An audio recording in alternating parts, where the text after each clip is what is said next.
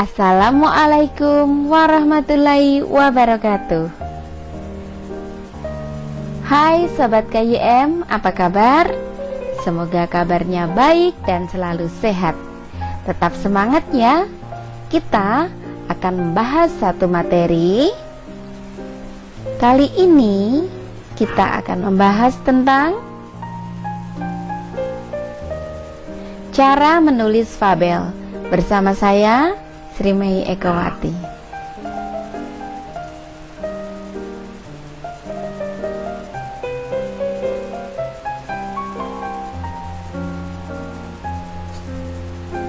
Mari kita bahas materinya.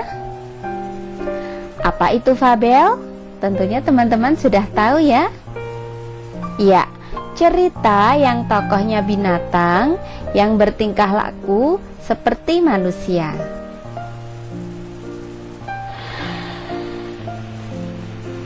Mengapa fabel menarik? Karena binatang dekat dengan manusia. Sahabat manusia, tingkah lakunya lucu, sehingga menarik untuk dibuat cerita.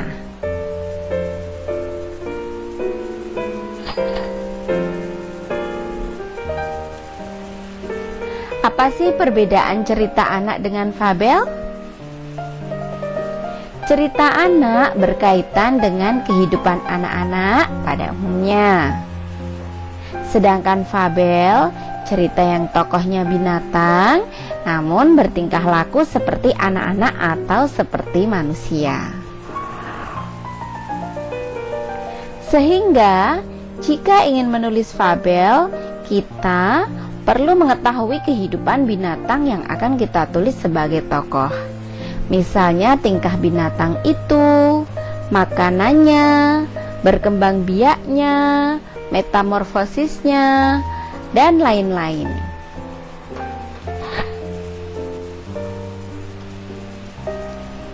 Meskipun fabel itu cerita fiksi, namun tidak boleh asal tulis sesuka hati kita untuk menentukan kehidupan tersebut.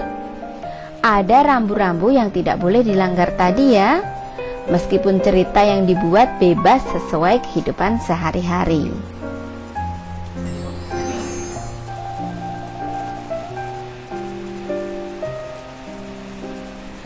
Langkah-langkah menulis fabel. 1. Tentukan ide cerita. Yang kedua, proses kreatif. Yang ketiga, menentukan judul. Yang keempat, proses editing. Mari kita bahas satu demi satu.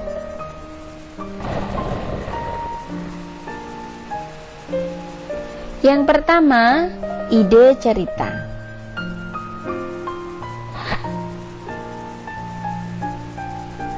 Untuk mendapatkan ide cerita fabel, hal yang dapat kita lakukan diantaranya: pertama, dengan membaca buku, majalah, koran. Yang kedua, dengan mengamati binatang di sekitar kita. Yang ketiga, dengan melihat tayangan televisi, film dokumenter binatang, dan lain-lainnya. Ini sebagai modal awal dalam menulis fabel. Dari pengalaman tersebut, cerita akan kita kembangkan dalam kehidupan sehari-hari. Semakin menarik dan unik ide cerita kita, maka akan semakin keren cerita yang kita tulis.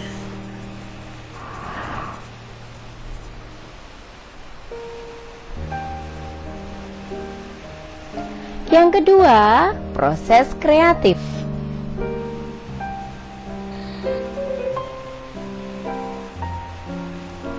Ide unik dan menarik sudah kita dapat. Nah, selanjutnya kita persiapkan proses kreatifnya. Meliputi unsur-unsur intrinsik cerita, yakni 1. Tokoh, 2. Karakter, 3. Latar, 4. Alur, 5. Konflik, 6. amanat.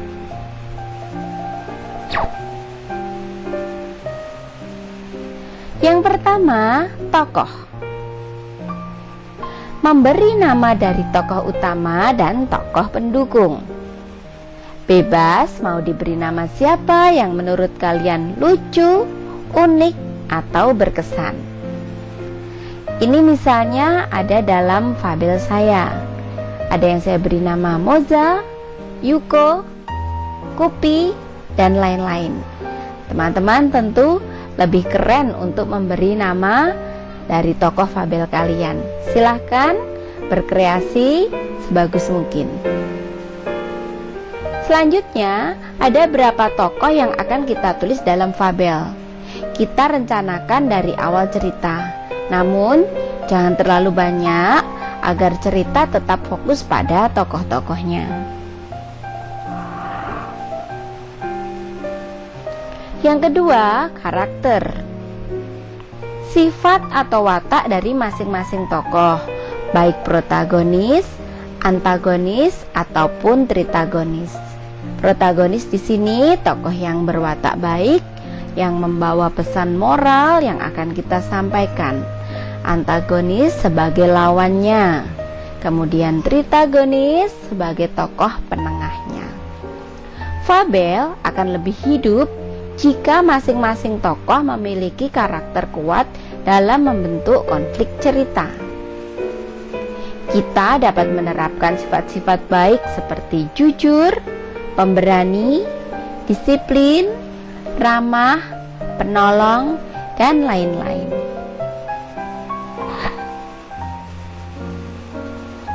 Yang ketiga, latar. Latar ada 3, tempat, waktu, dan suasana dalam cerita. Jika latar tergambar dengan jelas, cerita akan lebih menarik dan menimbulkan imajinasi bagi pembaca untuk larut dalam tempat, waktu, dan suasana yang digambarkan. Digambarkan ya, bukan ditulis secara jelas, jadi bisa tersirat. Yang penting dibuat menarik untuk latar kita. Contoh latar tempat misalnya di batang pohon. Kemudian latar waktunya pada siang hari.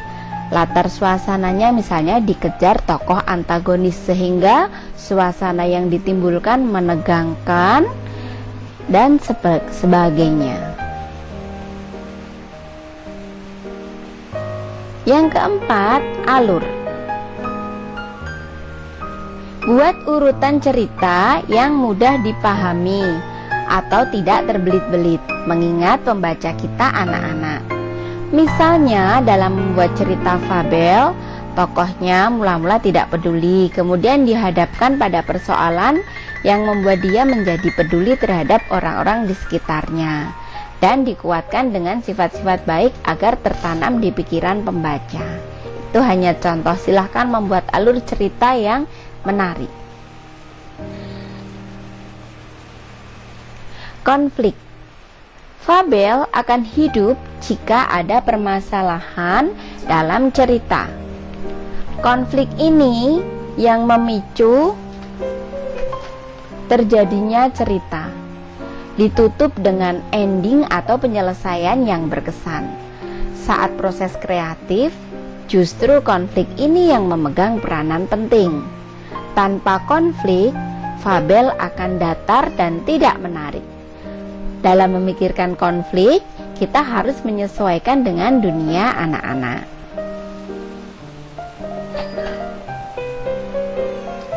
Yang keenam, amanat.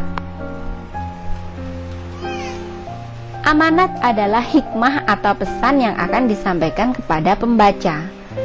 Fabel yang bagus mengandung pesan moral positif yang melekat di hati dan pikiran pembaca, terutama anak-anak.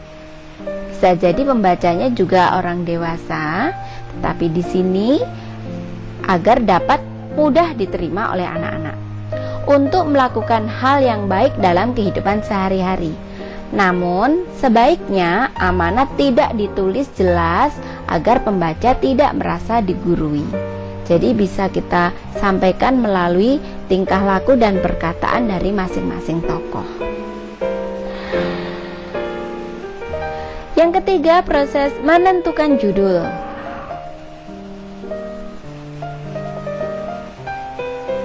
Membuat judul yang menarik, unik, bahkan menggelitik memang tidak mudah. Namun, judul cerita merupakan hal pokok dalam fabel. Judul mewakili keseluruhan cerita yang kita tulis. Pengaruh judul sangatlah penting. Ia pula dapat menjadi penentu dibaca tidaknya cerita yang kita tulis. Sebaiknya judul fabel jangan hanya satu kata karena akan kurang menarik. Namun juga jangan terlalu panjang kecuali benar-benar unik. Untuk menentukan judul, apakah di awal cerita atau di akhir setelah proses kreatif, tidak ada patokan. Seringkali penulis nyaman membuat judul sebelum cerita ditulis. Judul tersebut masih dapat diubah setelah cerita selesai jika dirasa kurang menarik. Mengingat pentingnya judul, maka harus benar-benar kita pikirkan.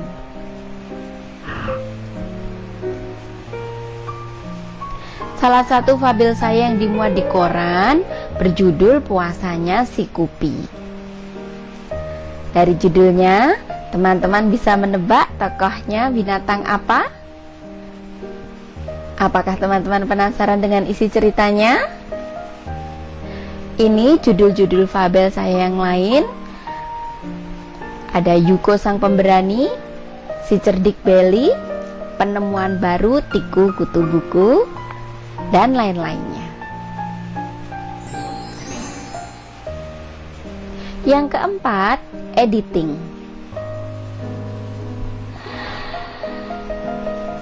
Setelah fabel kita selesai, lalu kita baca kembali. Tujuannya untuk mengetahui ada tidaknya kesalahan tulis atau ketik, baik huruf maupun tanda bacanya.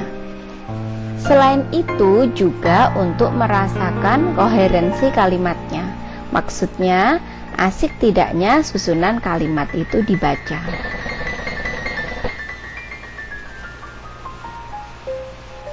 Jika dirasa kurang sesuai, maka proses editing ini untuk mempercantik cerita kita. Penulis harus mau membaca ceritanya sendiri secara berulang-ulang ya. Kalau penulis enggan membaca kembali, bagaimana mungkin pembaca akan suka pada tulisan kita?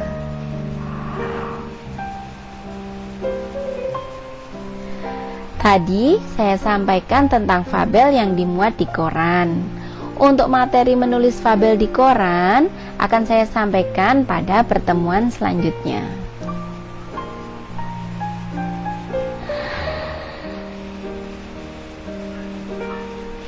Itu tadi seputar fabel dan langkah menulisnya.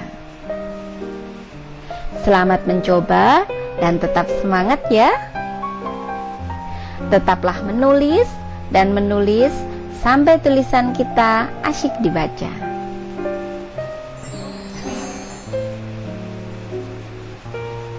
Demikianlah sobat, terima kasih. Tetap sehat dan semangat. Wassalamualaikum warahmatullahi wabarakatuh.